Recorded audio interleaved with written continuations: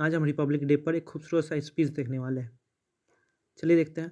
Respected principal, teachers and my dear friends, my name is, जो भी आपका नाम हो उस पर लिख लीजिएगा।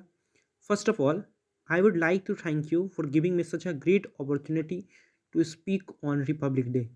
Before moving forward, I would like to wish you all a happy Republic Day. Today, we all have gathered here to celebrate the 74th Republic Day of our nation. This is a great and auspicious occasion for all of us. We have been celebrating Republic Day of India continuously since 1950 because the Constitution of India came into force on 26th January 1950.